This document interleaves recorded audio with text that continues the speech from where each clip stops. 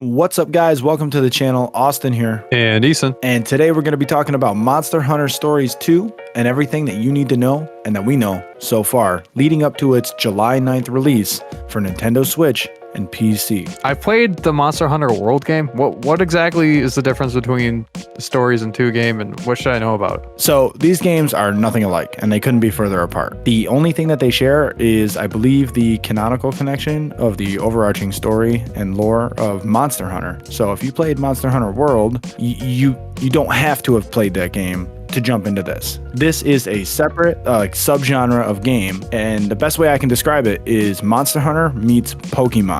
Do you use the monsters for fighting, or is it just... Yeah, big time.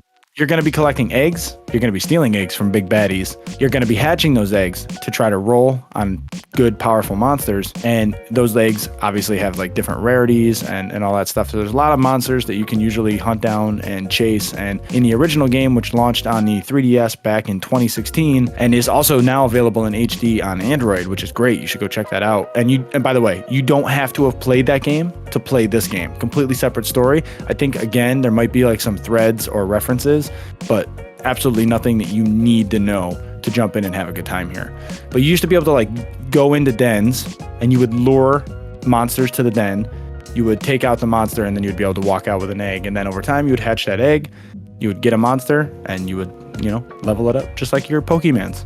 That is actually pretty cool. I think this is the type of game that this could get me to buy a Switch. Yeah, it's fantastic. The best part about it for me was just the very open world RPG-ness about it. I didn't expect it to be, anything more than like I don't want to say Pokemon clone because I think that there's a negative connotation attached to that, but I didn't expect it to be as fleshed out as like an action RPG that it was. My character could don different armor pieces and I had things that could make my armor better or stronger or weaker. Like there was just so much that I could grind for and hunt for and for my weapon and for my monster, and it was great. And so min-maxing is huge, and the world was so large. I remember putting like 40 hours in the game and finally hitting my first city. I grinded so much. I hadn't realized like I'd barely made it halfway through the game, and the world was expansive, very expansive. It felt lived in. Yeah, there was NPCs all over the place and monsters to collect everywhere and fight. By the way, it should be noted, these battles are turn-based, just like Pokemon. Oh, okay. So it's turn-based. It's not like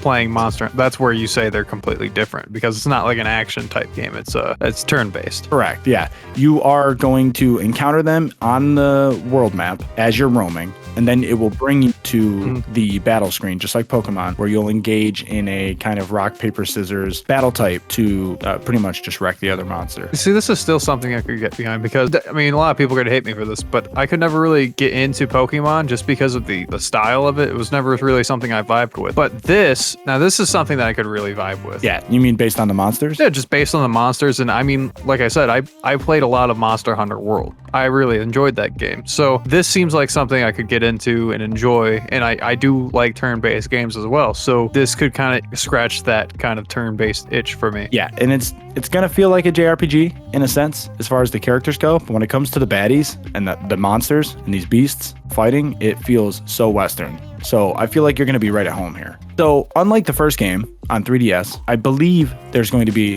a multiplayer component. In a new trailer released by Capcom, they confirmed that Monster Hunter Stories 2 is going to offer a multiplayer mode, and they showed off players hunting and defeating a towering beast at the end of the trailer. So what does this mean for players on my Switch? Like, can I like team up with people and go through like raids? Are they like raid dens, kind of like Pokemon? Am I going to be taking on big baddies and collecting eggs and bringing like the eggs back with me? Are they going to be instants? Or is this going to be like, you pop into my world, we go running around with our monsters and just battle?